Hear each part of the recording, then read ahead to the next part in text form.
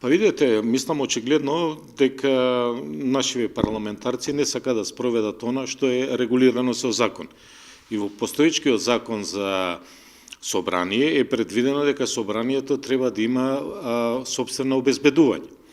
Не знам зашто не го конституира, и не функционира до сега. Ние како препорака дадовме. Исто така голема препорака, мислам една од препораките беше и зеро зона или нулта зона, каде што никој не смее нити да демонстрира, бидејќи у сите европски парламенти е тоа, да парламентот, пошто се тамо народните представници, мора нон-стоп да биде отворен за работа и за дебата, и да не се сакаше, и сега кај нас у Скопје, например, на 5 метра од парламентот, демонстрации, еве сега зема 3 гајби ке стават, се блокира сообраќај и така натаму. Доколку тоа беше ставено, ние ставивме 500 метра, може да биде 100, 200, зависи како сакаат парламентарците.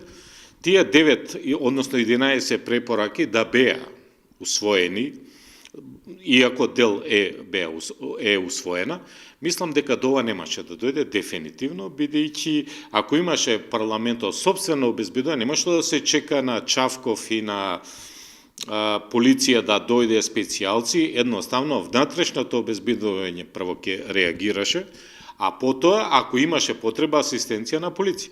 Вака остана, знаете, 2-3 сата луфта, што се случи, се случи. Јас сум сигурен дека немаше, бидејќи, видите, ние имавме 11 препораки и имавме 2 заклучока. Заклучоците ВМРО не ги поддржа, рекоа палома хартија се, тоа се однесуваше дека констатиравме дека е прекршен уставот во поглед што ги сврлија пратениците, тоа е едно, и второ, исто така е прекршен уставот во тоа што ги isfрлија новинарите.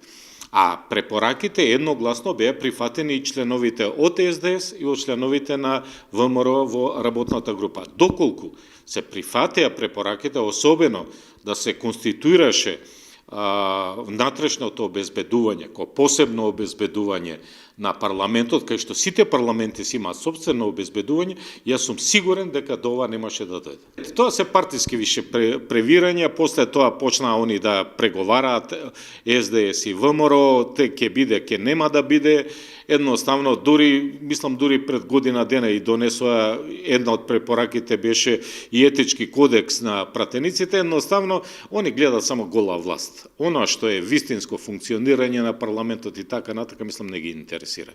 И предпоставувам и им препорачувам да она што е кажано, верувајте, Европа тотална поддршка ни даде, мислам дека требаше да се примени и до овие немили ситуации сигурно немаше да дојде.